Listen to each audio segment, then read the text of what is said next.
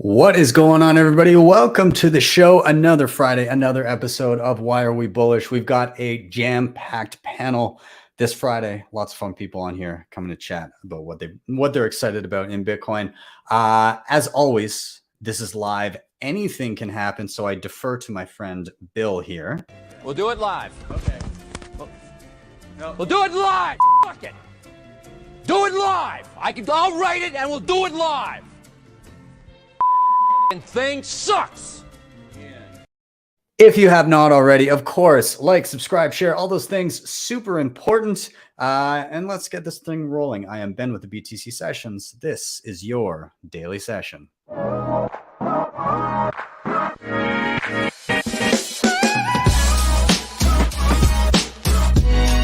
Hodl the Bitcoin.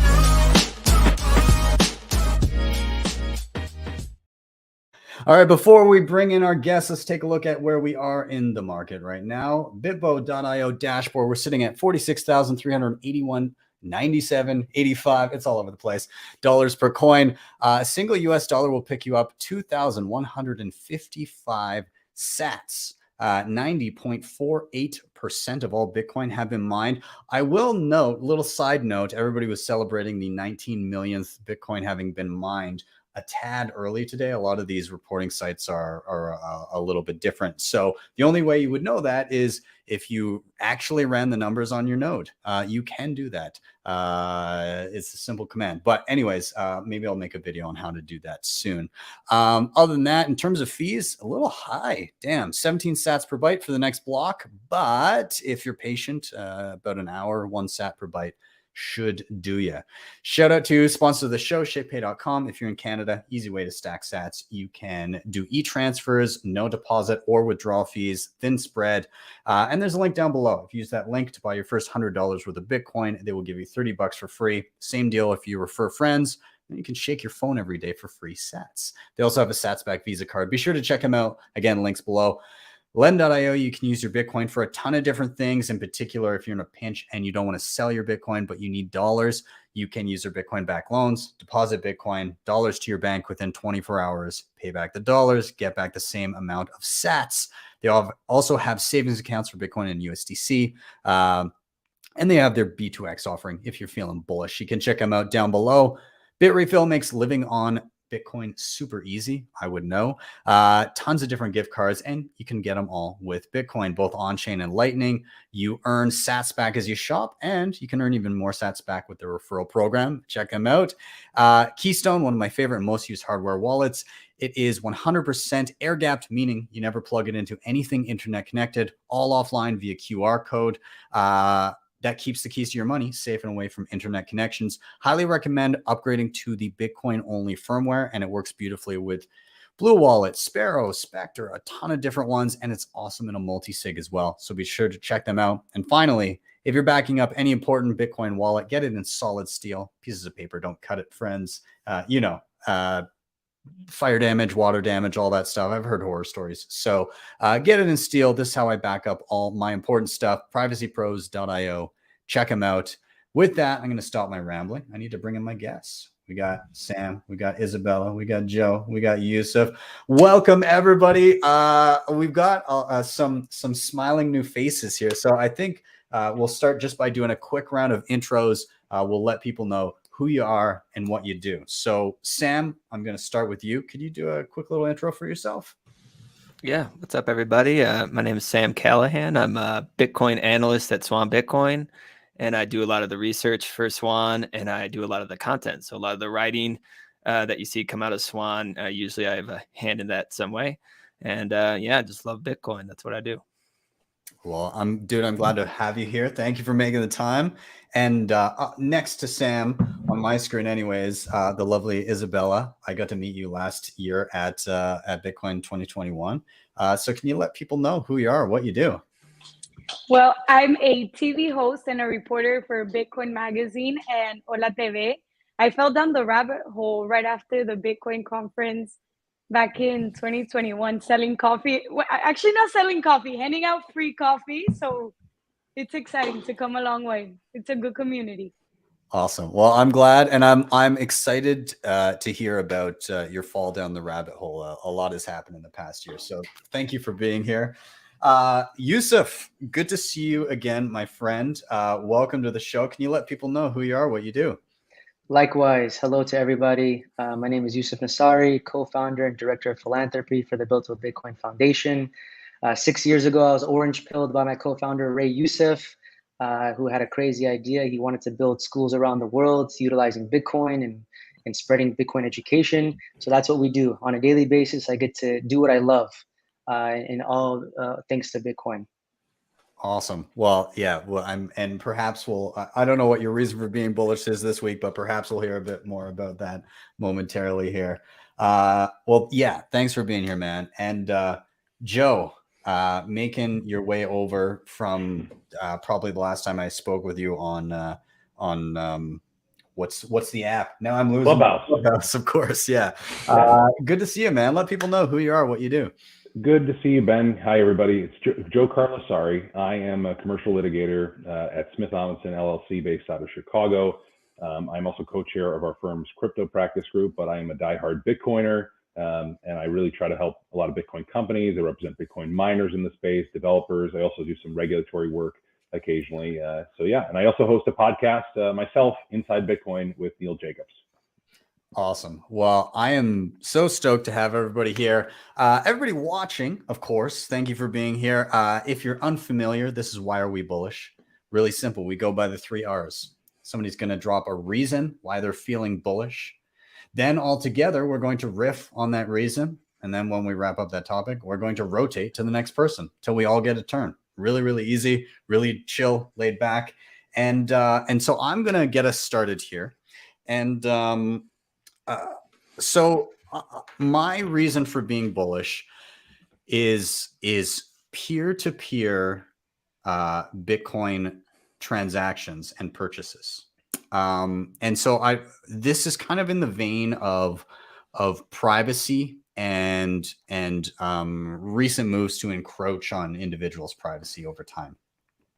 So, we've seen some totalitarian-esque things here in Canada where I am. So that's obviously been a concern here.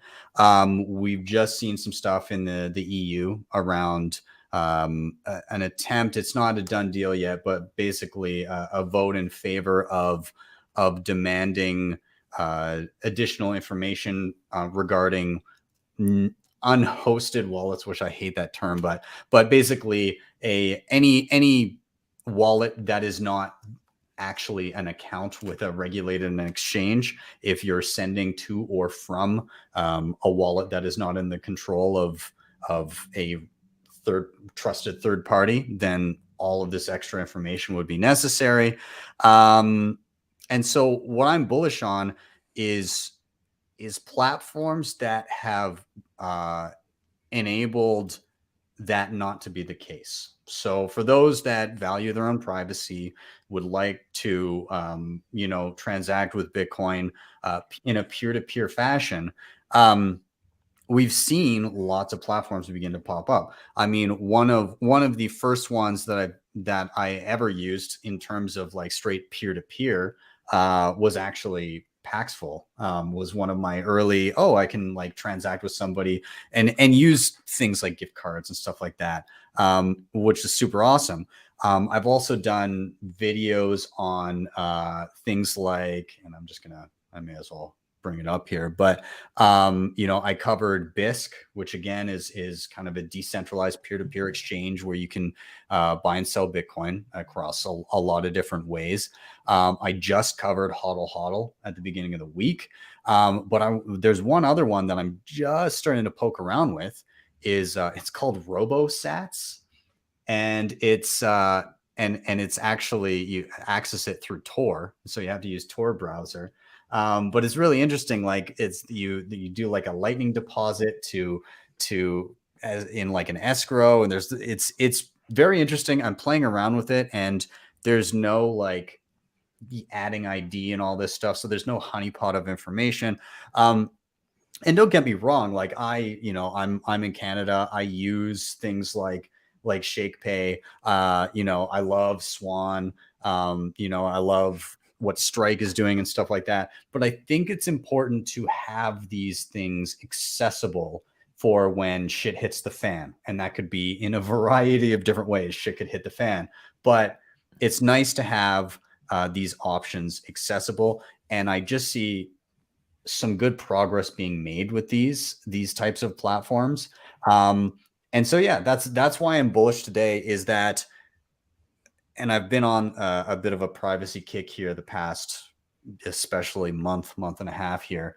But this is just one more tool in people's tool belt where they don't maybe want to have their information everywhere all the time and have people begin to peer in their financials. Because I know a lot of people will look at overreaching governments and stuff like that. But it's also on a personal level, you can become a target if anybody and everybody can become privy to how much Bitcoin you own.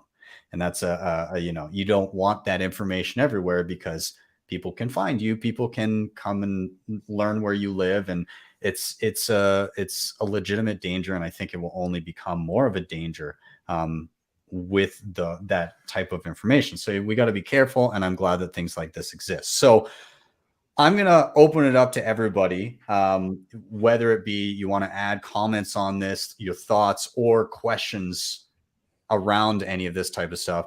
So yeah, anybody that wants to jump in, what are your feelings in and around peer-to-peer? I'll jump on that. I'm super bullish on that, to be honest with you, because I feel like the whole world is just like one big advertisement for Bitcoin, with the censorship and the seizures of foreign currency reserves. Like, they're starting to understand that other assets have those risks. And so more and more people are going to look at Bitcoin as a safe haven, but it's important that we have tools that promote that available for people, specifically in those jurisdictions. So very, very bullish on that, because back in the day, it was local Bitcoins, and now we got a lot of easier, better UX, like BISC and Paxful, and the more options, the better, in my opinion. So, and then you have, I think Jack Dorsey's working on a decentralized exchange as well. So, these tools are coming, and it's good for Bitcoin. It's good for Bitcoin that we have more on-ramps that can work around these rules and regulations in case governments continue to infringe upon the rights of their citizens. So super bullish. Awesome. Anybody else want to jump in here? Yeah, I think it's great. So Ben, my view when I hear something like this, it's awesome that it exists, because the mere fact that it exists is a check and balance on regulators who are going to say, oh, well, we're going to find a way to do this, or try to play some shenanigans and undermine someone's privacy. So like the mere existence, even if it isn't broadly adopted, I think is a pushback against a very authoritarian state. I'll also say, just along the same lines, I was really encouraged this week because this e-cash bill dropped. I don't know if you saw that, from Representative Stephen Lynch.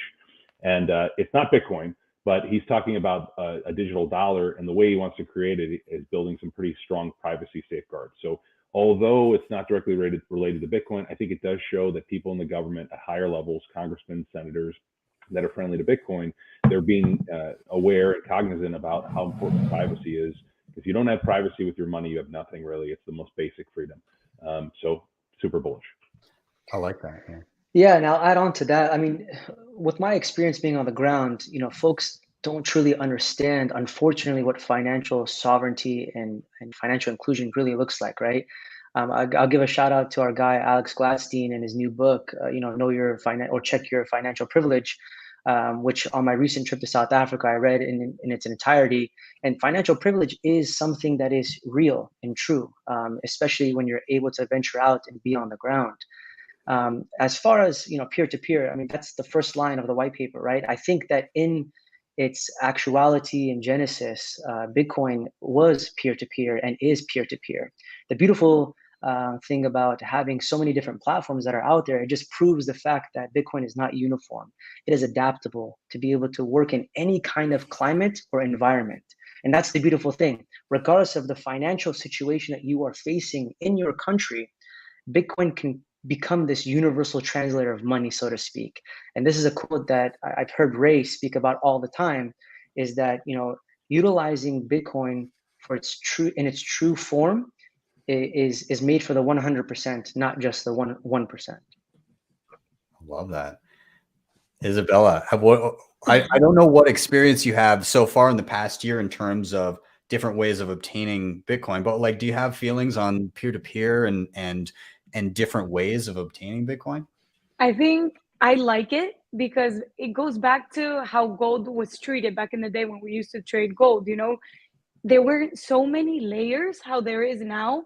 Like, I feel like with the USD, we kind of lost that, like the true value of gold, and like transferring money peer to peer back how it used to. Now we have to go through all these different layers. Like, we have to, if you want to give a check, we have to go to the bank, and then the banker has to approve that you have the funds, and then it goes all the way. And I feel like Bitcoin kind of gets rid of that because it's truly yours. It's your money, and giving it. I've been using Strike, and I've noticed that it's easier. Wait, like I transferred somebody like Bitcoin money to Mexico.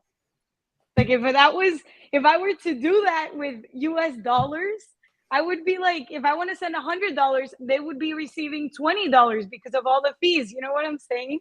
Yeah. So I feel like, sorry. Yeah, I was going to say, and like what you're talking about in terms of that was one of the chinks in gold's armor, you know, having been a store of value for 5,000 years was the need to add, you know, basically technologies on top that allowed it to be more transactable around the world. But in doing so, they created the ability to break that peg, the ability to say, well, it used to be this many dollars per ounce of gold. Well, we're going to take that away now. And now we're just going to take all the gold and your dollars are just paper. And so with Bitcoin, you're right. Like it can be truly yours and have all of the features of, you know, the features and beyond of the current financial system, without any of the detriment of actually perverting the supply or the ability or access to have it and own it. Yeah, like you don't need to ask for permission to give to pay somebody money. And I feel like that's what it's come down to, you know? And and obviously you guys saw with what happened with the inflation and everything, it's just the perfect money. You mentioned Strike, and again, hats off to Jack Mallers and what he's working on there, because again, like obviously Strike being custodial, but like the seamless ability to transact with anybody anywhere and transfer that value, whether they're using Strike or not, is kind of the killer use case here. So yeah, absolutely. Well, any final thoughts on this general topic of peer-to-peer before we give ourselves a little rotation here? I'm sure peer-to-peer is going to come up many times in this conversation. I would assume so. All right, I will let it roll then. Again, shout out to everybody in the chat right now. I know there's a bunch. I don't know. I wonder if David is here. There is. If anybody's unfamiliar here, there's my biggest fan, David Wong. He might not have made it this week. That's sad. David Wong, he is always in this side chat, and he comes every Friday. I don't think he's missed a show in months and months and months. He hates Bitcoin, but he's always here for the show. he's always here to tell us how wrong we are. And I love what a cool guy. Yeah. So David, I don't know where you're at, but you know, I miss you this week. Maybe we'll see you back next. Either way, everybody in chat, good to see you guys. I'll start trying to pull in some of your comments now that I'm done with my topic, but we're going to give it a rotate. So I'm going to jump over to Sam. And Sam, you can take it away. Let us know what you're bullish about. What are you excited about this week? Well, this is going to roll right into what you guys were just saying, because I just did a deep dive into the problems that Lightning and Strike solve, which is the correspondent banking system and cross-border payments And you wouldn't believe what a just train wreck it is still. Like, it is terrible. And I know Jack Mullers has talked about this, but when you're talking about an average fee of $25 to $35 to send $200, you're talking about average 2 to 3 day waits, and worse, up to 10 days if it's in a more remote jurisdiction. And it's just so much rent seeking of intermediary banks. And then you contrast that with the Lightning adoption that we're seeing. And just Lightning compared this improvement, this massive improvement on cross-border payments. And they've been waiting for this innovation for a long time. Like, I like to dig into these international organizations a lot, like deep into their research. They've been trying to fix this problem for literally decades. And there's all kinds of problems, barriers to entry for new entrants to innovate in this area due to high fixed costs of running these, intermediary banking system. And when you have Lightning, I mean, it just fixes everything. And so you're talking about a industry that expected to grow $250 trillion by 2027 in cross-border payments due to the increased connectivity and globalization of the world. And Lightning is just like a Ferrari compared to a horse and buggy right now. And I looked into Swift, who's doing a program right now, and they're bragging about getting the wait times down from 2 to 3 days to 1 business day. And then you have Lightning on the other side, which is instant and peer-to-peer, and take those banks away. I mean, it's incredible. And then if you talk about the Lightning growth we've seen, I think over 3,600 Bitcoins are locked in Lightning right now. So $160 million. That is like 200% increase over the last year. You have like 20,000 nodes with active channels right now. Also like over 90% increase over the last year. And so what we're seeing is that they're starting to wake up to the fact that this is the future of cross-border payments. And then you have an actual use case or case study with El Salvador. And after 2 months, the financial inclusion that this provides as well, because, only 23% of El Salvadorians had bank accounts, and now 60% do after 2 months because they have a cell phone. And mobile phone penetration in these developing nations is 83% compared to, less than 60 with bank accounts. And so everything is pointing me towards like, this is incredibly bullish. And once you understand the problem, you understand like why Jack Mullers is just like so pumped up about this. And I think more people have to understand this issue. And when you talk about, what this means for the world, it's like widespread benefits of increasing economic growth, financial inclusion, increasing international trade. And it's just going to bring us into this world where we can send money freely and instantly with anybody in the world with a cell phone and internet connection. And I'm just super bullish about that. Damn. I love that. Yeah, I mean, I'll let others jump in before I say anything. So I don't know if anybody wants to comment on Sam here. I agree with everything you just said. So you've been. I think he like covered pretty much everything. Throwing numbers out there, I was like, yeah, I'm really that too. No, it's great. And the interesting thing about it is that, you mentioned the fees and like, why isn't this been solved? And the thing I keep thinking about is that they don't want to solve it. They don't want to fix it. And all these great minds in Bitcoin, like Mallers and others, we're coming along and say, we'll do your job for you. We'll make this easier for the people. So it's really cool the way it's developed. Yeah. Yeah, I mean, I'll second that, Joe. And that's exactly what I was going to say. I think when we look beyond just North America, the amount of trapped money that there are in countries around the world, this machine is chugging along as a well-oiled machine. I think everything is happening the way that they want it to Joe's point, right? The intermediaries want to be there right in the middle, taking and suffocating, dollar by dollar, percentage point to percentage point from here and there. From a son of 2 refugees of Afghanistan, for my family to send money overseas, via Western Union or MoneyGram or what may be, every single month for years upon years, the amount of money that went to the intermediaries and not to the hands of my family members is a crime. It's criminal. And so now we have this Lightning Network that decreases those costs, decreases the speed and the time for people to be able to attain that financial liberty right in the palm of their hand. they don't want this to happen, right? They're actually looking, they want to keep their jobs. And this is something that's going to, this is a disruption that's not going to go away anytime soon. And we're ready for it, baby. We're bullish on this. Sam, I'm with you, brother. It's funny because, with the advent of this, it means all those rent seekers will actually have to provide value if they want to continue getting any sort of reward for being present. So, I mean, again, like it's very much in line with a lot of the concepts that Jeff Booth discusses in his book Price of Tomorrow, how technology is driving the marginal cost of things like this to zero, right? Like basically transactionally, there's no longer a real need to have any real cost to transmitting value, in particular small amounts of value.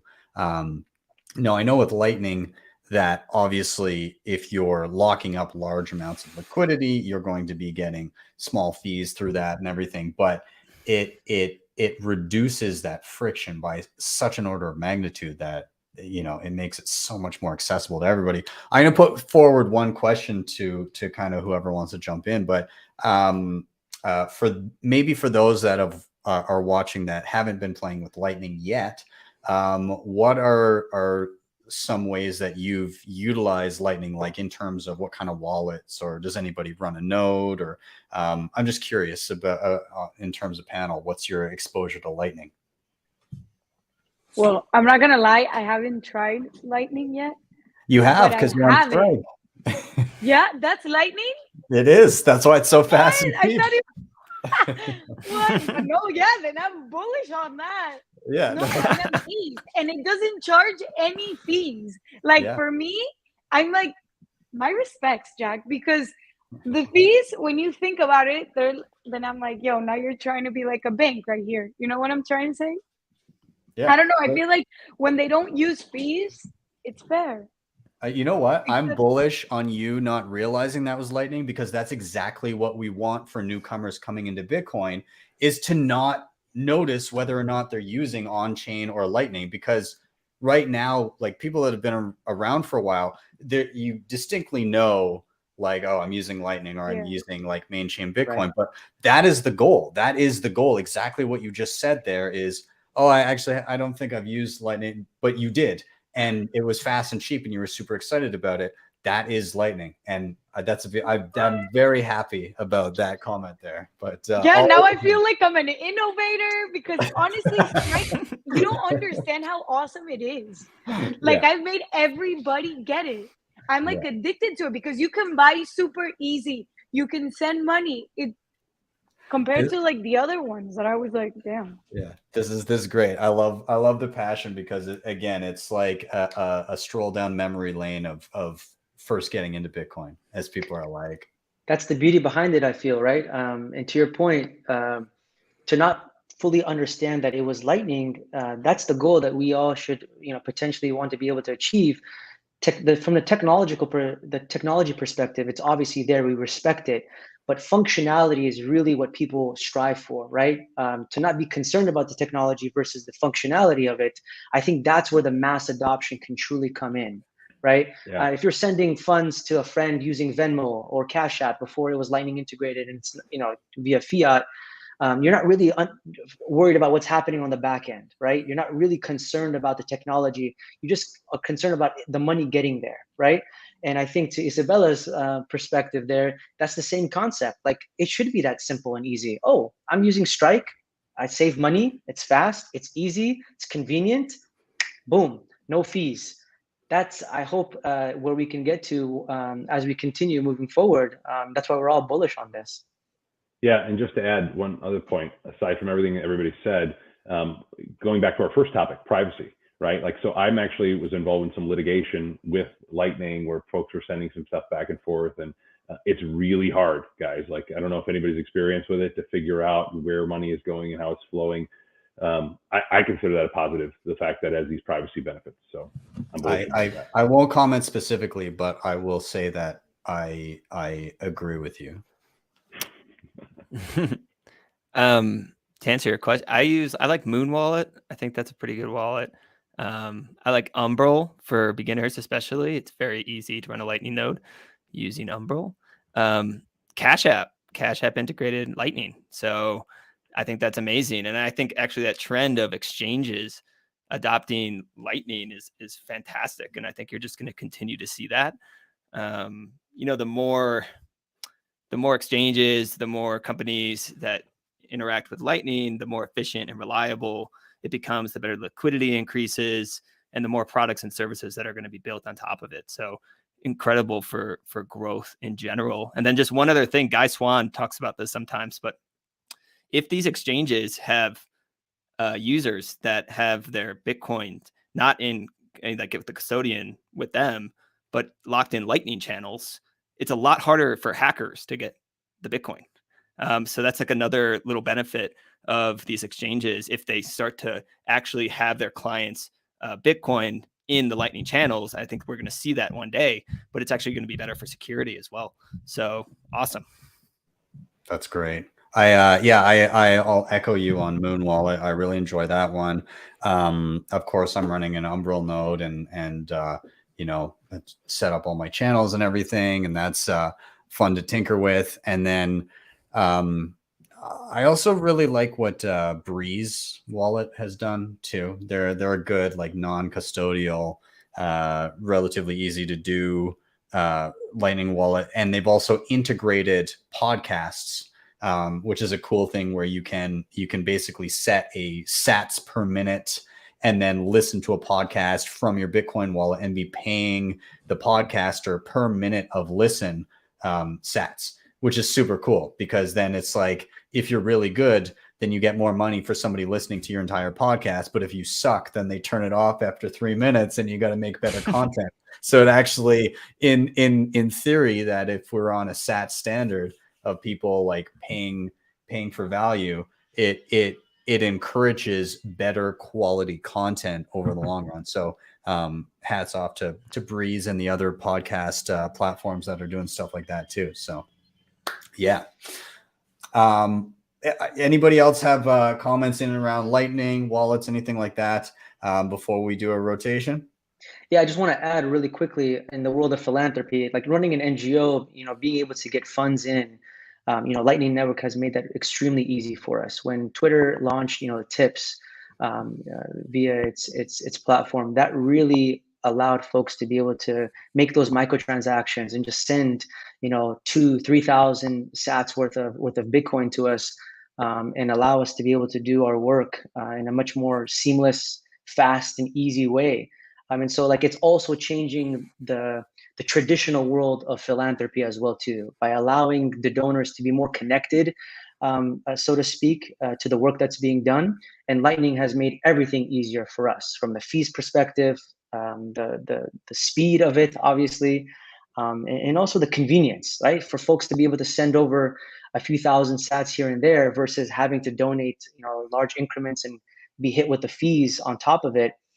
It's changing the game in so many different ways, from remittances to commerce to even the world of philanthropy. So the sky is the absolute limit. That's fantastic. Yeah, it's I agree. I don't think we've even come close to feeling the impacts or the implications of what's possible down the road. We're just scratching the surface. I played with my first Lightning wallet in 2018 and could not understand for the life of me what I was even doing. And now you can, and now I have a guest that used Lightning and it was just Bitcoin. And that's exactly the goal, which is fantastic. And I love that so much. So everybody in the chat, again, thank you so much. Quick question from JC said, didn't Kraken just enable Lightning on their exchange? And yes, they absolutely did. You can now do deposits or withdrawals of up to 10 million sats on Kraken. They finally rolled it out, which is great. I can't wait to see more exchanges do this and normalize it, because I think it's needed. And every time I see an exchange that is charging like a flat Bitcoin rate for withdrawal, where it's like, oh, you're charging like $20 for a withdrawal, like they set like a flat Bitcoin rate and that's just it. That's yeah.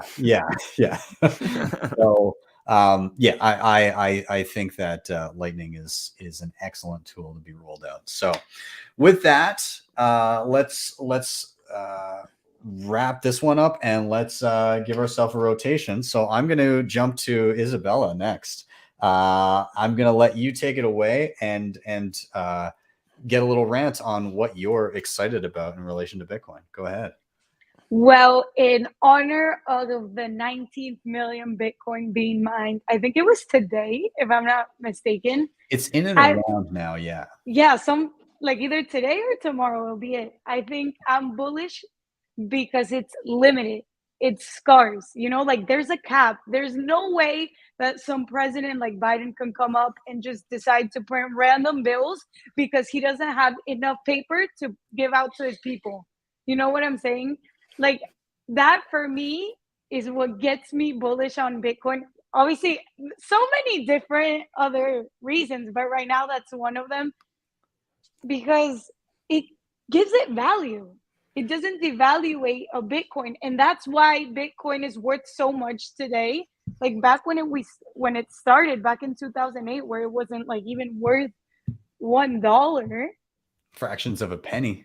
Yeah, like fractions of a penny. That being scarce has given it value, which is also why gold back used to have so much value because you had to mine it, you had to like work for it. It wasn't just giving out to you because you can print it and decide to put a president's face on it. I like your topic because there's I don't know if you saw this swirling on Twitter, but Greenpeace and Chris Larson, who's like the co-founder of Ripple, are trying to change Bitcoin, which is like it's so asinine. I saw that. I was like, why? Just create a coin so it can flop. Well, and not only that, but you zeroed in on kind of what makes Bitcoin work, which is proof of work. You aligned it with gold. You have to work to dig the gold out of the ground and actually have that value, which in itself is scarce. There's a finite amount of gold on Earth, and it takes a lot of work to get it. At first, you could pan for it in a river. Now you got to get a lot of expensive machinery and dig deep into the earth. And the same concept was true for Bitcoin. Easier to mine at first and increasingly difficult over time. It basically took the concept of gold and took it to the extreme of there is an actual limited value, and we're going to, here's the issuance schedule, and it cannot be perverted even by supply and demand. We know the issuance no matter what. We know the schedule, more or less, of how quickly all of the Bitcoin will be mined. And so, you hit the nail on the head when you say like, you can't just make it. You can't just say, well, there's some expenses or something came up, and so we're going to paper it over. We're going to create a bunch, and we're going to reallocate value to where we think it should go. And if ever there was a reason to be bullish on Bitcoin, it's exactly what you said. It's scarce, and you can't fuck with it. And even the co-founder of Ripple cannot fuck with it. So I think that's incredibly bullish. I love that topic. But I'll open it up to everybody else to comment on. I don't know. Yeah, every time I think about like how few Bitcoin there are out there, and there's these statistics that yes, there have been 19 million mined, but we've got millions of them potentially that are lost. We'll never actually get to 21 million Bitcoin. It's never actually going to be mined. I just think about, you got billions of people on the planet.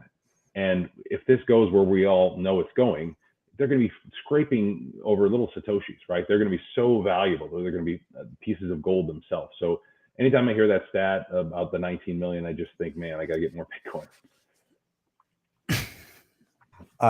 Somebody tweeted out today. I wonder if I can find it. Somebody tweeted out today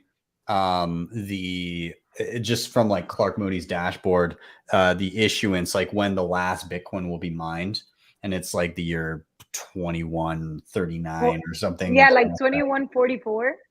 Yeah, it's I can't remember what the stat was specifically on when he screenshotted it. I think I have it here. Hold on a sec. I want to pull it up because I did the math, And I was like, okay, so let's assume like I have a daughter and she was born in she's turning 5 this summer.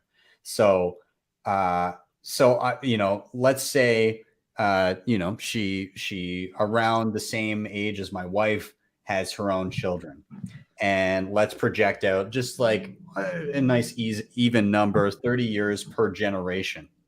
And so I figured it out.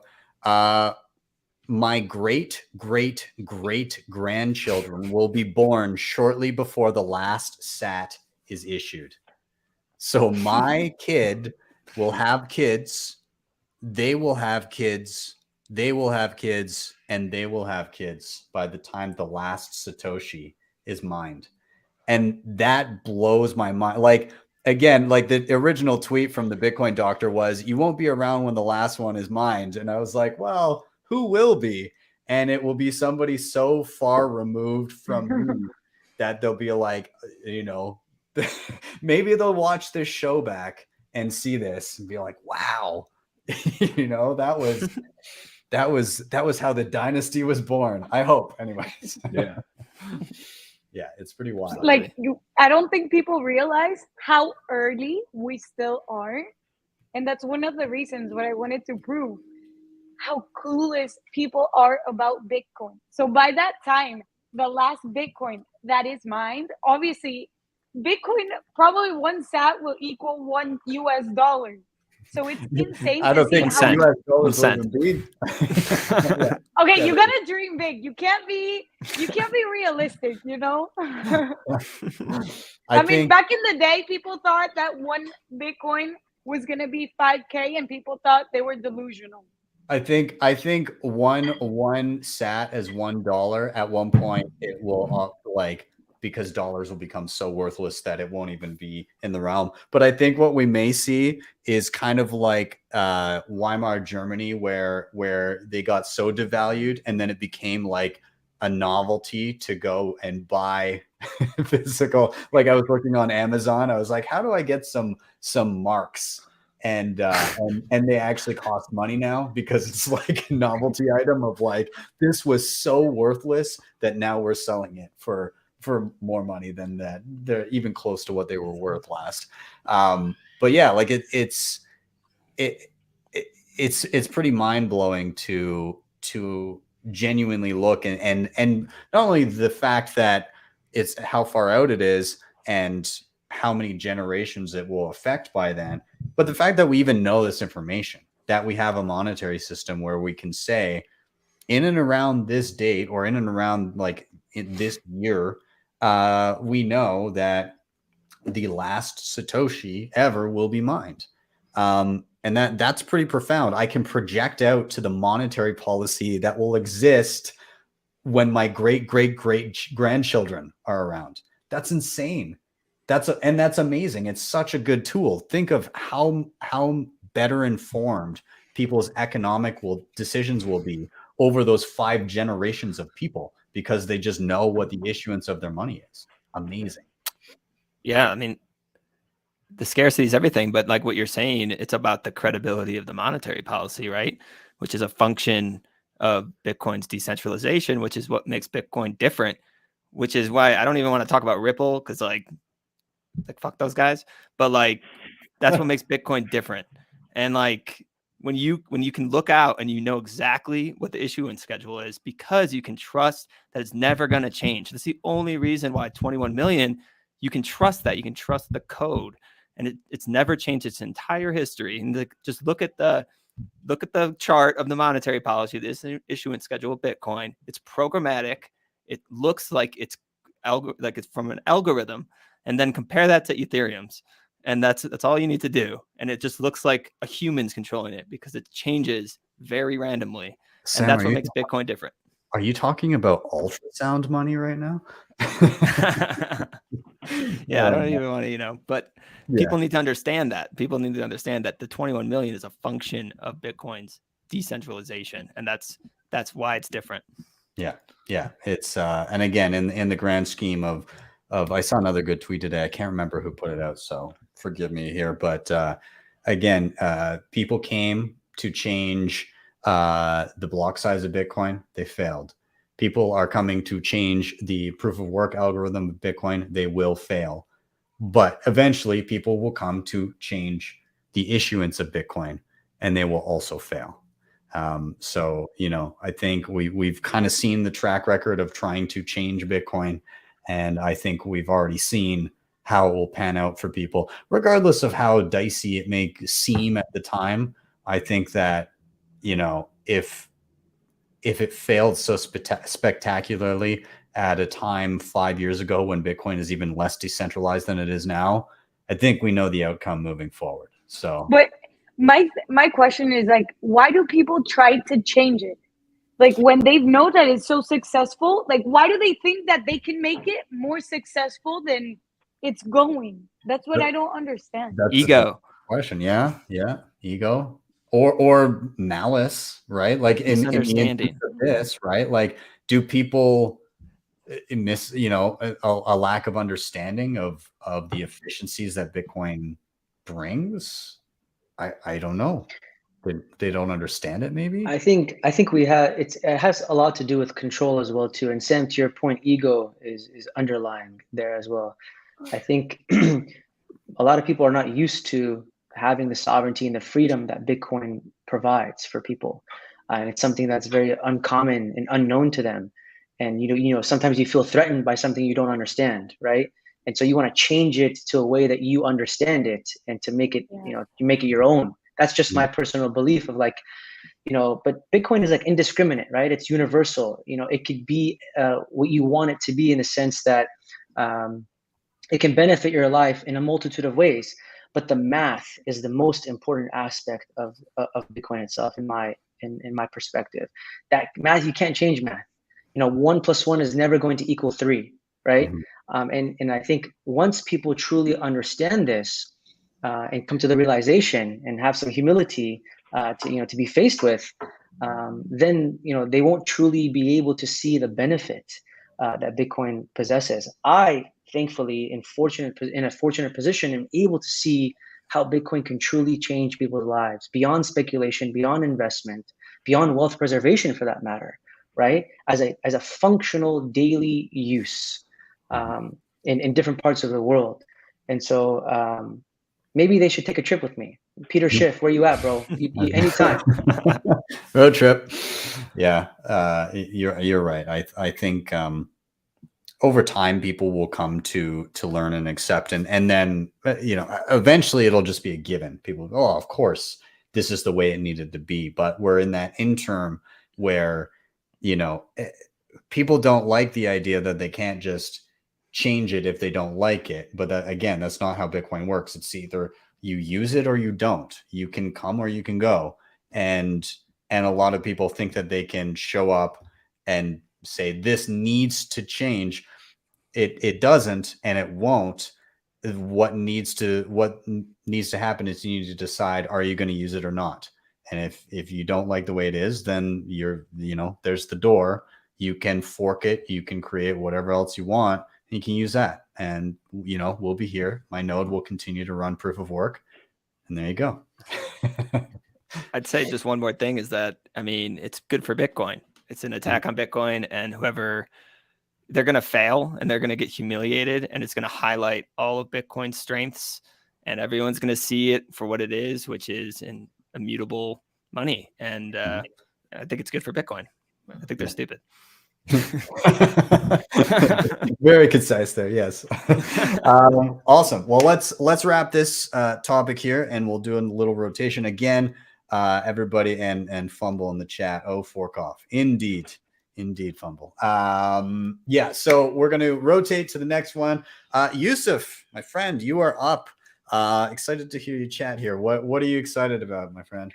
Hey man, I'm super bullish on Bitcoin because of next week.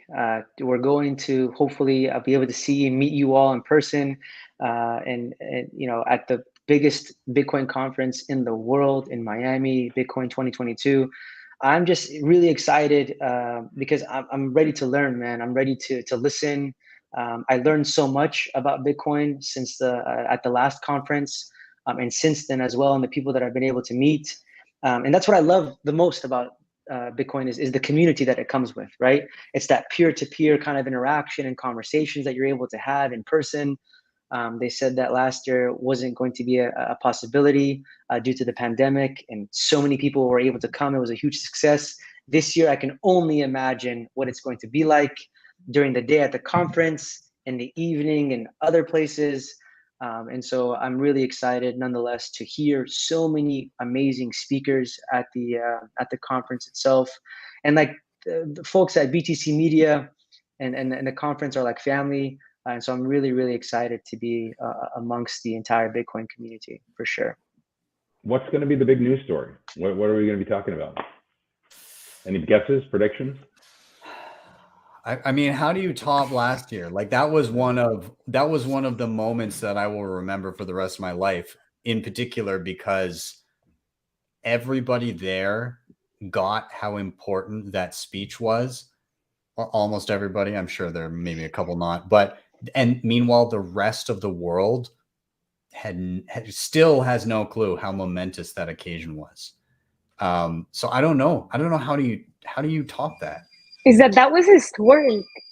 It was. It was like, it's insane. Honestly, I can't comment too much on it because I work there, but it's gonna be amazing. Like the amount of work and sweat that is taken. We just had a meeting today and they were saying how this conference for this year has been so organized. The attention to the detail that it's focused on, that it's worked for in like the past 4 years. I feel like this one's gonna be probably like, I feel like every year it has to level up. You know, you have to learn from your mistakes, and this conference is gonna prove that it's gonna be insane. Like I'm nervous. I'm wearing nervously excited. I'm wearing energized. my 2021 shirt in solidarity. I got my 2019 one upstairs. It's starting to crack though. But yeah, no, I'm super excited. It's like a family reunion when you go to these things, right? It's like I love it. You walk in, and especially over the past few years, like, you know, Bitcoiners don't always get this. I'm so lucky because every Friday I get this interaction, right? I get to have these conversations, and you know, I'm sure you guys find ways, and you know, you talk with people all the time and through your work and everything, but like a lot of Bitcoiners, they just don't get that. Their day-to-day is, you know, their regular friends and family, you know, still living in fiat land. And these conversations are difficult to have, and there's resistance to them. And so you just kind of have to sit and, you know, you take in your podcast, you take in whatever you're listening to, whatever content you're excited about, and then you finish a great piece of content and you have nobody to discuss it with.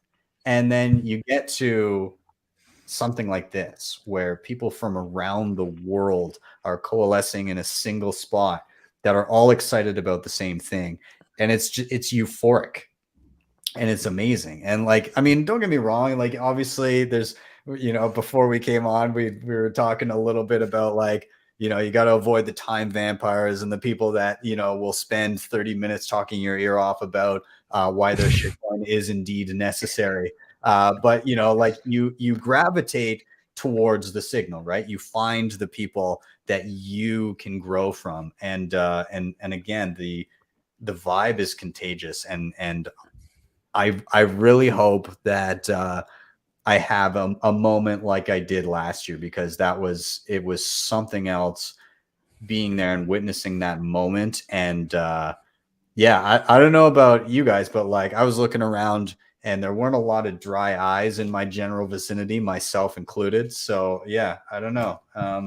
What's everybody excited to see? Like what's everybody wanting to see? Well, that's one thing that you mentioned, the community. Because before, like, I used to think I was an outsider. Like, I really didn't know much about Bitcoin until I actually started meeting the people that believed so blindly in Bitcoin. And I don't know, like, I'm trying to express how I felt. It was like everybody wanted to bring everybody up. And you don't see that in like the real world. I feel like the real world, everybody's like competition. But no, like with the plebs and everybody that is part of the Bitcoin community, they want to see you succeed. Like they want you to be great. Like the ability of people sharing Bitcoin and like knowledge about Bitcoin so other people can join is just really like the tip of the iceberg of the community, because they want everybody to be part of this movement to create a better future for everybody. Yeah, I think it's Well said. unique. I think, yeah, well said. I think everyone's Bitcoin journey is very unique. And that's the beautiful aspect about Bitcoin. Like it brings so many different people from all across the world that speak different languages, that have different cultures. And yet we are all coming there, you know, with a common purpose and a common mission, right? But we all have our beginnings from different places. And so that's why I always say that Bitcoin is beautiful because it's universal. It doesn't matter where you're from. You can still benefit from it, but also be able to work with it for others to be able to benefit as well. Yeah. Yeah, I mean, I just echo everything you guys said. I mean, it's just nice being around Bitcoiners because like I was out to dinner with my family and friends and they're all like, man, everything's so expensive, you know? And then I just like look over at my dad, just make eye contact. He's like, don't start, you know? Yeah. And that's kind of, but at Bitcoiners, we would just keep like, yeah, let's go. Like, yeah, like how do you right? explain to like non-Bitcoiners about Bitcoin? Like you can't really have a conversation about it without getting like fired up. It's difficult. It's they're like, definitely. I There's don't an get island and there's Yap, you know, the island of Yap. Yeah, exactly. It's how deep down that rabbit hole you get before they how much time do you have? Okay. Yeah. Right. Right. So it's good to be around Bitcoiners. And one thing about the industry that's cool that I haven't seen really in other industries is like competing companies are like fans of each other and they pick each other up. Like 100%. obviously competition's great and we push each other for sure.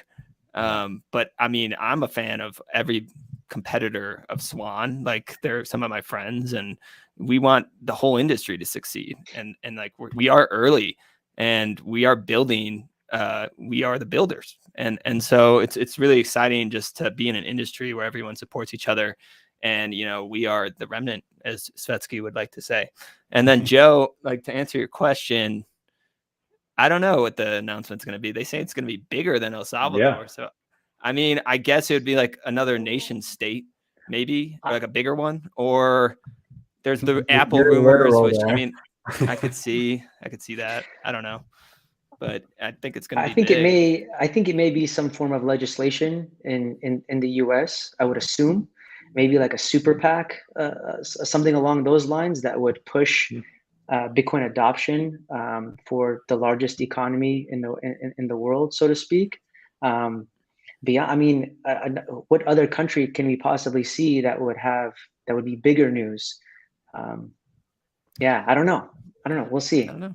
It's tough. It's tough because like when they say we're going to top that announcement last year, I just I can feasibly think of things that would top it, but I couldn't feasibly see them happening is the issue. So I don't know. I'll reserve judgment. I can see something like El Salvador making an additional announcement. This might not be the big one, but like right now, I think they have something in place where if you like put up 3 Bitcoin, you can get residency or something like that. Right. Maybe they like wipe that out and they actually incentivize, you know, Bitcoiners to come, or they kind of like, they've been doing a lot of freedom legislation, let's just call it. Well, Bukele will be there, right? Bukele is going to be there. Yeah, there's rumors that a lot of the he's going to be there. So I believe so. Yeah. That's kind of another, like, I don't think it's going to be the big one, but I think you could see something like that. Isn't Maller's, like his announcement, or I guess his announcement is on the first general, the first GA day, isn't it? I don't know. Because that's Wednesday, right? Is that on Wednesday or Thursday? Thursday. Wednesday is like industry day, and then Thursday is the first GA day. So I feel like, and then you have Friday. Because I thought, and then Soundfest. Yeah, and I thought that Mallers was doing his speech on the Thursday, if I'm not mistaken. So which, leads me to wonder, would they do the major announcement on the Thursday, or would they save it? Because like the one thing about last year was, the one thing I wish would have happened is Mallers finishes his speech and that's it. And like Dave Bailey comes out and is like, thank you guys so much for being here. I really value all.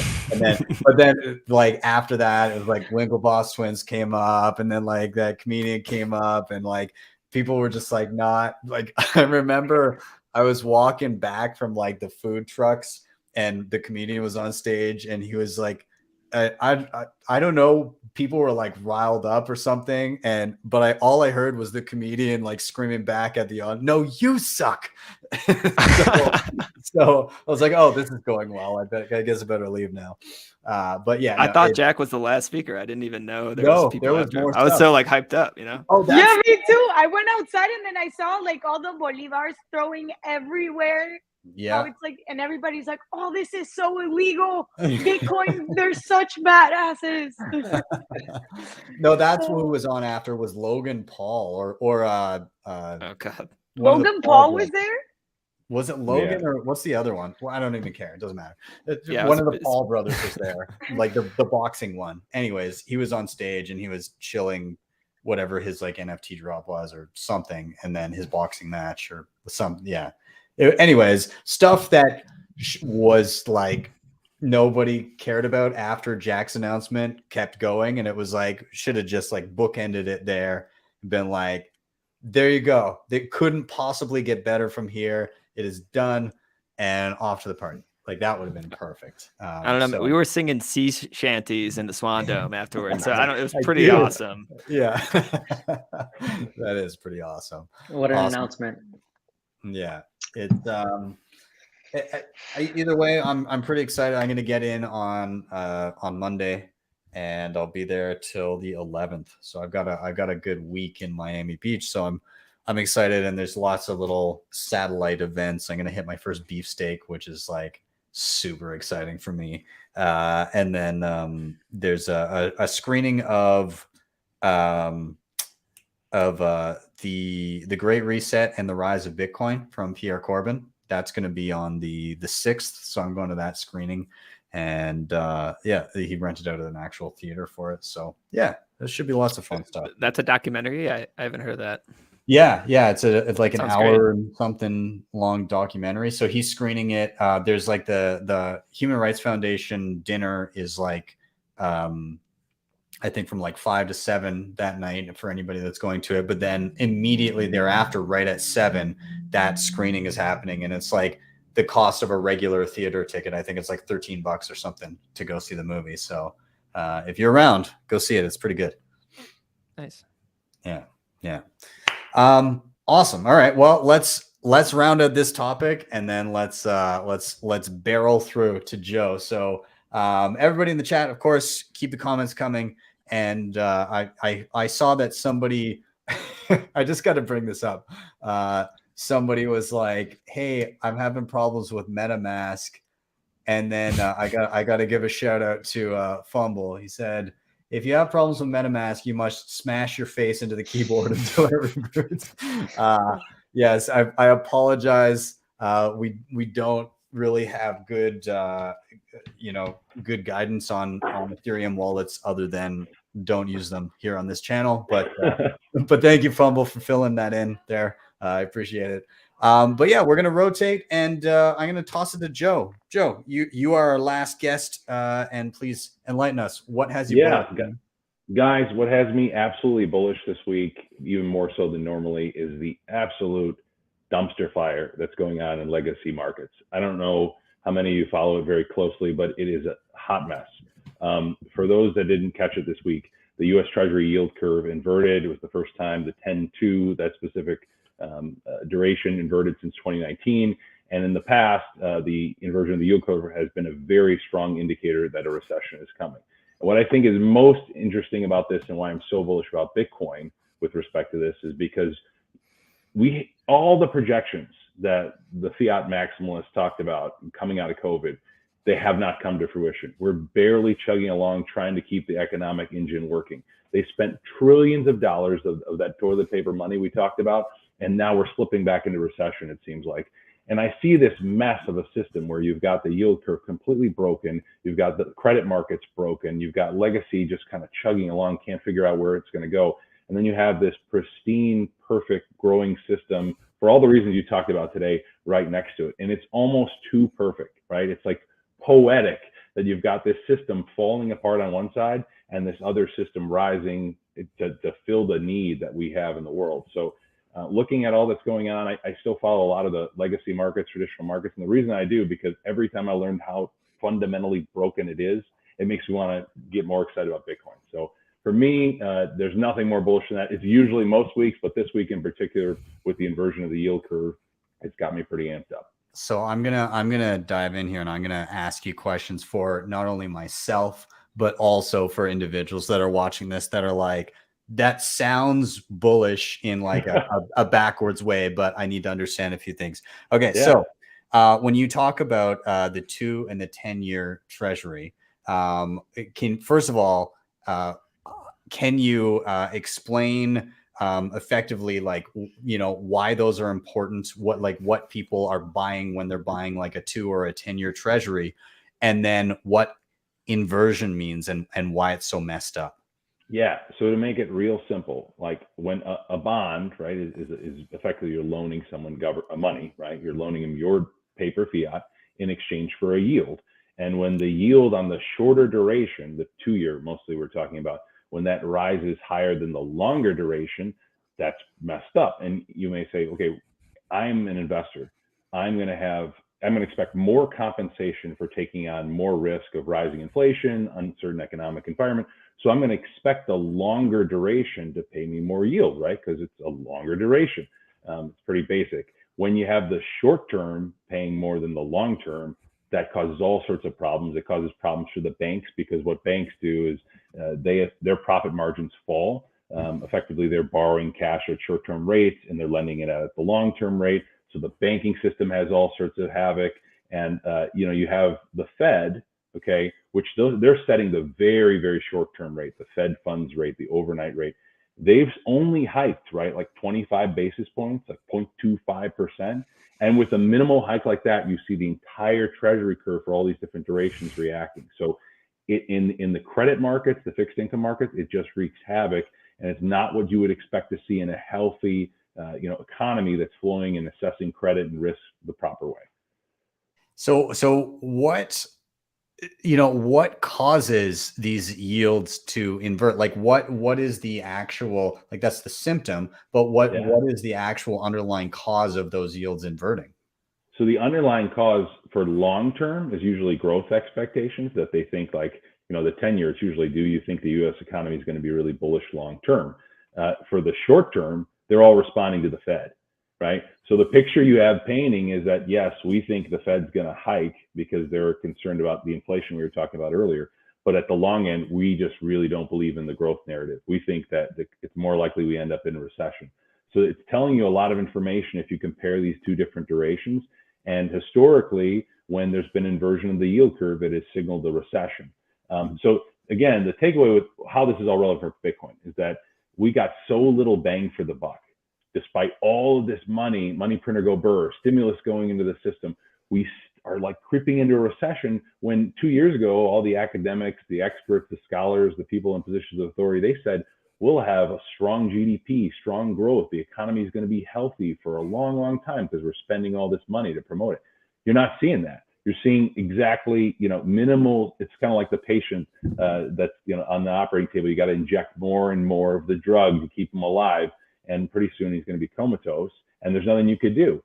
So I see that like as sort of we're in the final days of like a transitionary period to something else. What that something else is going to be something, I think it's Bitcoin. I think all of us on the channel think it's Bitcoin. But to me, like, you have a solid system juxtaposed against a very weak, brittle, fragile system, and that's the key takeaway, and that has me bullish.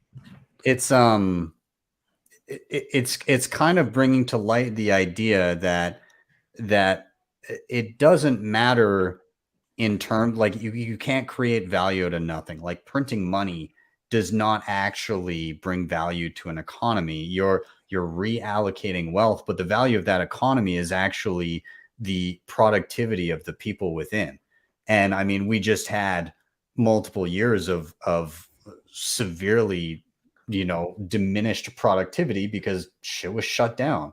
And so you pump trillions of dollars into an economy that basically has less stuff, and very few people that can even afford that that amount of less stuff.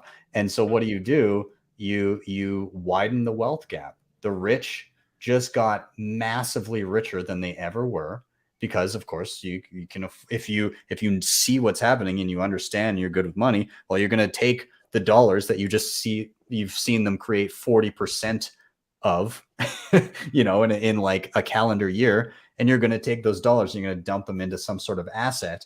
Whereas the people that are living hand to mouth and are basically paycheck to paycheck and in loads of debt are they in no way can benefit from this. And so, yeah, the wealth gap, we see it in Canada. We see like our housing market in Canada, since the cost of the average home in Canada since 2015 has doubled. In 2015, it was 400,000 Canadian. It's 800 and something thousand Canadian is the cost of an average house in Canada now. People like my generation will, if this continues, will effectively be the last generation where it's normal to buy and own a home, because most people I know right now would not be able to afford a house, in any reasonable way. No, it's ridiculous. The prices are insane now. Yeah. My sister's It's in like LA. they make it impossible for you to have a roof over your head. And then they wonder why there's so many like homeless people. Yeah. It's wild. It's disheartening. It's sad. Yeah. Well, I mean, I'm glad Joe said this. That's actually what I was going to say for my bullish, but then I switched to lightning. So I'm glad you brought this up, because what makes me really bullish is just how much of a shit show the legacy financial system is right now. I mean, it's absurd what they're doing. And then if they print so much money, when you have this huge debt burden, most of that goes to the interest payments, or it's used unproductively, and it doesn't create any economic growth. And that's exactly what we're seeing, right? And then just came out this week of how much fraud. It's not really surprising, but how much fraud was with these programs, these PPP programs. They're not actually being used productively. And I think people are going to be really shocked. Like last time we did all this QE, there was a 10-year gap kind of, or, whatever. There was, before we did a lot of it. And now we're talking about like a year go by, and then we're going to have to print money again. And they are going to do that. Right? It's diminishing returns. Diminishing returns, exactly. The stimulus is working less and less. Yeah, they're going to do it because the other option is austerity. And these politicians, they just don't have the stomach. They want to get reelected. They're not going to cut spending. If you just look at the trends, they're not talking about cutting spending. They're actually just increasing. And now that they printed trillions, like $1 billion here, $1 billion here, it just doesn't matter anymore. So when you look at the financial system, it's concerning, first off. And then luckily we have Bitcoin, but it's like you have this decrepit spaceship from 1971 that is just broken with these astronauts in it. And they're trying to fix it by just like taking axes to the inside of it and just screwing it up. And then on the other side, you have the most amazing spaceship that just continuously improves. And we're talking Taproot and Lightning, and it's just getting better and better and better. And you have this dichotomy and this contrast happening, and it's super, super bullish, but also kind of concerning. So I look at like a covered wagon versus the spaceship that is. Yeah, that's true. They have a cover, yeah, right? Yeah, it's true though. Yusuf, do you have anything you want to add in? I don't know if you. Yeah, I mean, God bless Joe and Sam trying to explain this, in the sense that imagine trying to explain the traditional financial system to rural communities and community members around the world, not even just around the world, but here in the United States, right? Or North America for that matter. It's not just concerning, Sam, it's like frightening to be able to see the futures of this, right? And for us to be able to sit here and talk about it in a place of privilege, imagine those folks that, can't look 3 weeks down the line, 3 months, 3 years, Joe, right? It's like we have to kind of be understanding and empathetic to other people's situations. Like what kind of what kind of future are we creating for our 5-year-old children, our 7 and 8-year-old children to look forward to? To have housing prices double in a matter of what, 7, 8 years? It's unreal. Here in Houston, Texas, where I live, a lot of folks think that Texas is a much more economically savvy place to live in, which it is, of course, but yet the housing market here has been booming because the inventory is low, the demand is high. It's basic economics 101. But what happens when there's so much flow of money and not that productivity or the work that goes along with it happening at the same exact time? We're getting this like conundrum of another recession in a matter of 2 generations, in less than 2 generations. Like, how are we going to be able to come back from this, right? Yeah. Sorry, Yusuf, I was just going to say, imagine those millions of people that you're talking about that don't have the financial privilege. Their destiny and their fate is determined by people that are unelected sitting in a room deciding whether we're going to hike or cut interest rates. Is that a better system, or an open, transparent, fair code that everybody can audit? What's the better? Let me go beyond that. Imagine having your destiny, your financial destiny, being chosen by someone from a different continent. Like, I was just in South Africa just days ago, and the South African rand inflation rate is at 37%. That's a government regulated number. It's definitely higher, because in the townships that I was visiting, the unemployment rate plus the inflation rate, you have to take into factor, right? You have to take into consideration. So these folks are literally sitting at me, asking me the question, why is the South African rand at exchange always compared to the US dollar? And it's like, it's a difficult question I can, of course, answer, but how can they, it's incomprehensible to them. Why is another country's currency controlling the currency of me and my family here in South Africa, or Rwanda, or the Philippines, El Salvador, whatever it may be, right? So like, how do we explain this to folks, right? On a level to where they can A, comprehend it, but B, here's an alternative, here's a solution. But we're still so early on that journey. So it's like, we in the Bitcoin community have this obligation, I feel, where we're all educators, so to speak, on what Bitcoin truly is, whether we're orange pilling people at Thanksgiving dinner or Christmas or Eid or whatever it may be, to continue that process. But it is frightening, not just concerning in my eyes. A lot of people are desperate, and desperation creates this level of I need to support my family, and I'm willing to do anything and everything, even if it's something that's nefarious or illegal, in order for them to be able to eat today, rather than worry about what's happening 3 years down the line. Yeah, That's it's awesome. To that, man. Yeah, 100%. It's hard. It's hard. Seeing that, you see like the inflation rate in Spain, Germany, Netherlands, but all double digits, and those are more developed nations.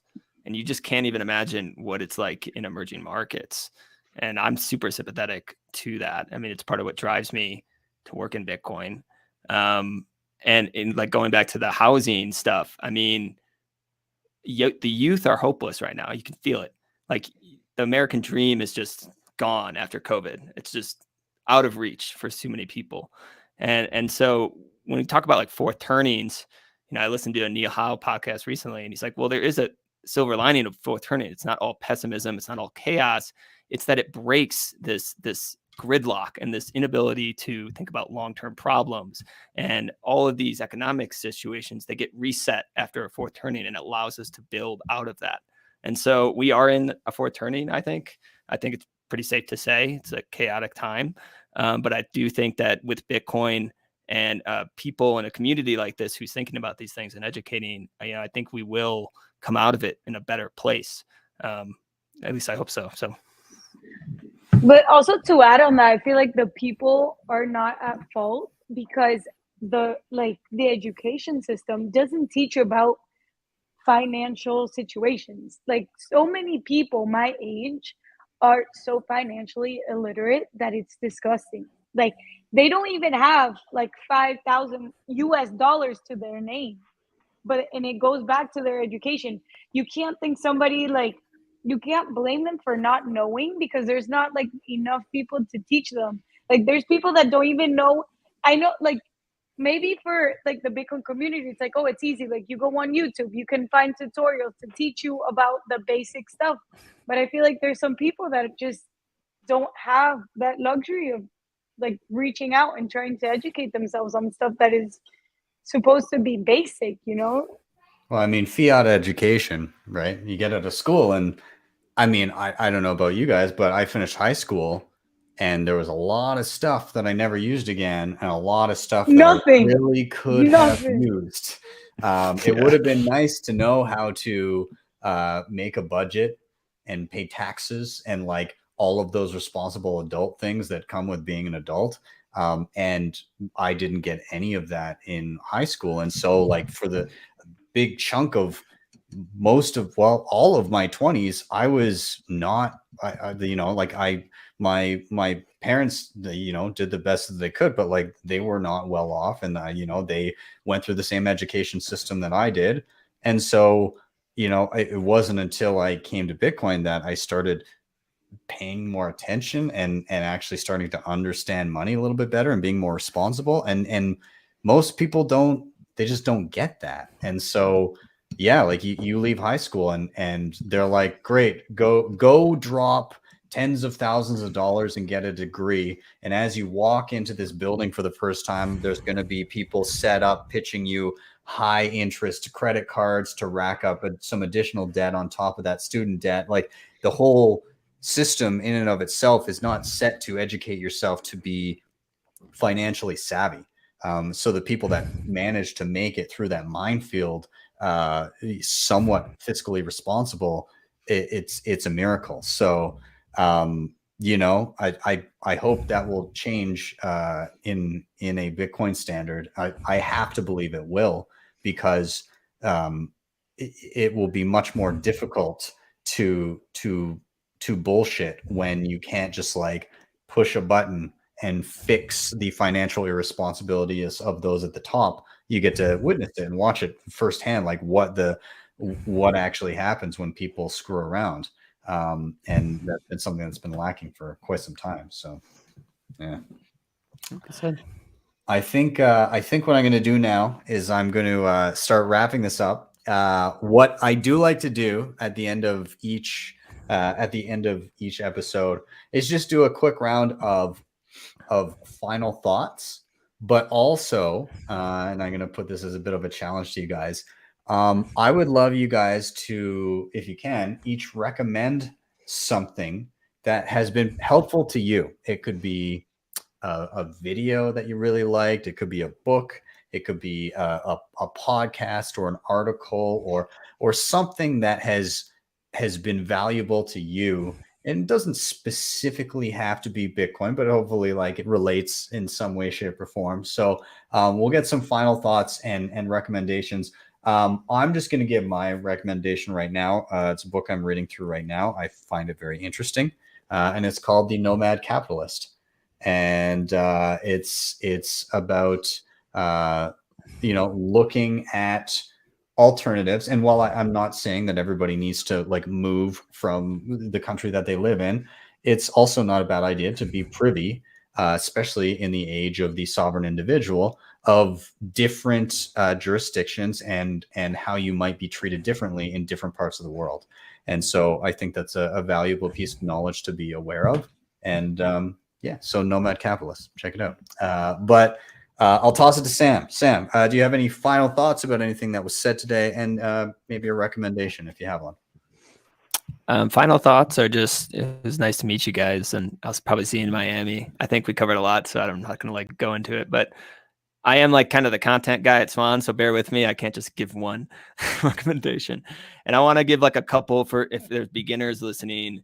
I think the bullish case for Bitcoin is one of the best intro pieces on Bitcoin you can read.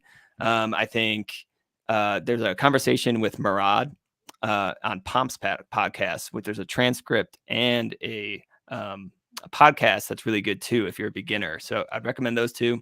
If you're more savvy and you want to know what's going on right now, I would go read Lynn Alden's piece about the fraying of the U.S. reserve currency. It's a long piece, but it's fantastic and very pertinent to what's going on today, as well as Luke Groman's recent podcast with Grant Williams and Preston Pish. And then lastly is a book, not really recommended to Bitcoin, but The Psychology of Money by Morgan Housel is a fantastic book just about investing and money. And those are my recs. Damn. You get the content guy in first and he'll just rattle off enough for everybody. That's awesome. Great. Joe, I'm going to get you next because I know you might be in a bit of a pinch for time. So any final thoughts and recommendations from you? Yes, again, looking forward to seeing everybody in Miami. Sam, Isabella, Yusuf, Ben, love this. This was a ton of fun. Really appreciate you talking with me tonight. So my favorite Bitcoin piece, and it's on Bitcoin Audible. You can get it on Medium, but I think it's one of the best pieces of Bitcoin writing, period, is Jeff Booth's The Greatest Game. Fantastic. If you haven't, I'm surprised sometimes how many people haven't read it. Go check it out. It's just incredible. It talks about why Bitcoin is likely the heir apparent to the crumbling legacy system. So again, it's Jeff Booth, The Greatest Game. With that, I'm going to jump, guys. Thank you so much. This was awesome. Good to see you. Take care. Awesome. Isabella, I will jump to you next. Any final thoughts that you may have and anything that's been helpful to you that you've enjoyed? Well, for sure, the Bitcoin conference happening April 6th to the 9th, and also the Bitcoin Magazine YouTube channel, so you guys can see how early we still are with the Bitcoin Street interviews. As a book recommendation, I feel like there's so much for us to learn. Like I just started back in last year, so it's overwhelming how much I have to read. But currently, Svetsky gave me a really detailed list of what I have to read and in a specific order. So right now I'm reading like the 21 lessons, and holy crap, easy to read. Like I like how it's like fun, and it talks about like this dude is like, he was like, I didn't really understand it, like, but I always keep reading, like learning and learning and learning, and I feel like that is super true. That's something that actually stuck with me. You will never fully understand Bitcoin. Gigi is incredible. I've got to meet him a couple times now, and he's just such a great guy. So I'm so glad that you brought this book. I even like tweet about the things that he says, and I'm like, can somebody actually say where I'm getting it from, please? Because he's amazing. Yeah, he's fantastic. I love Gigi. Because there's some books that are just straight up boring, and you're like, yeah, no, he's got a gift with words. Yeah, it's like fun, like keeping it up. Yeah, you can find a free PDF of that one on Swan too, if anybody wants it. Yeah, well worth the read. I really enjoy it. Yeah. A side note before I jump to Yusuf here, I don't know if anybody's ever done it, but there's a VR version of 21 lessons, and it's literally like it's somebody like created a cave that you go into, and that there's a rabbit that goes down it, and as you walk through the cave, etched into the stone are the 21 lessons as you go. So like you go literally down the rabbit hole, and you get to read like the individual lessons as you get to them throughout the cave. It's hilarious. I'm trying to remember specifically where it was, but like I have an Oculus, and back when nobody could see each other, and for some reason everybody FOMO'd into like, you know, VR like whatever. Yeah, so that was a thing that I found. So yeah, that's pretty cool. I digress though. I'm gonna toss it to Yusuf last. Dude, any final thoughts and recommendations you may have? Final thoughts is I'm extremely bullish on what we're doing in our Bitcoin community, universal community, so to speak. I'm bullish on next week. I'm very excited for Miami. Thank you so much for the opportunity to speak here. For me, my recommendations are beyond just literature. You know, Check Your Financial Privilege is something that's very fresh on my mind. It's a deep dive, and it goes in depth, and it really spoke to me because of the work that I do around the world and what we do at the foundation. But more importantly, you know, listening to podcasts and seeing interactive podcasts like BTC sessions, of course, but our community is filled with an abundance of educators. And many of them have different philosophies and ideologies, and that's totally fine. And I think if we continue to like welcome those kind of conversations that may be difficult at times or uncomfortable, we will only get to be able to mature and grow as a community. And I think that's what I hope we can strive for. And be able to strengthen, because as long as we have a strong foundation, pun intended, we'll continue to be able to grow together and be able to learn together and truly be able to see what Bitcoin's potential has for the future. So I'm very excited. Dude, thank you very much for that. And thank you to everybody on the panel. This was an absolute blast. And obviously, all of you are welcome back anytime. And I get to see you guys in like 3 days or something, 4 days. I'm so excited. So I will be seeing you guys soon. And yeah, thank you very much for being on today. No, thank you for having us, and like, especially thinking of me. I don't know about you guys, but this was my first panel, and it was fun. I was like, okay. I'm glad you had a blast. It's yeah, no, it's always awesome to be on one of these things, and it's really fun to have everybody on and chat and get excited. So thank you all very much. And I'm gonna kill your audio video now, but again, I will see you guys in a few days. And thanks, guys. Thanks, man. Thanks so much. All right, everybody still watching, thank you so much for joining me on Friday for Why Are We Bullish? Again, favorite time of the week. I just get to hang out with Bitcoiners, chill out, chat Bitcoin. What a dream. What a dream job. I can't believe this is what I do for a living. It's insane. As always, like, subscribe, share. All those things really, really do help. If you want to help out the show in another way, you can always hit up these sponsors that I mentioned down below. Those are Shakepay, LEDN, Bitrefill, Keystone, BillFodl. They're all down below. Also, if you're looking to get tickets to the conference that we've been talking about, a few days left, you can hit up b.tc/conference. And, they're not cheap tickets, but if you are getting some, you can use the code BTC sessions and you'll at least get 10% off. So if you're a straggler and you're just getting your tickets now, then hopefully that can help you out a little bit. And then finally, if you really liked what you saw, you can always drop me a Bitcoin tip at my Strike page. That is strike.me/BTC sessions. You don't have to be a Strike user to do so, by the way. But you get there, you type in any amount you want, you hit the tip button, you'll be greeted with a Lightning invoice. Or if you tap to the right, you'll see a regular Bitcoin QR code. With that, I am out.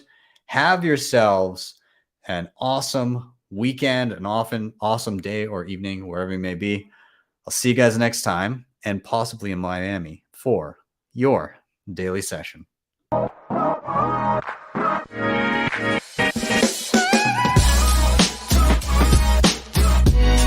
Hodl the Bitcoin.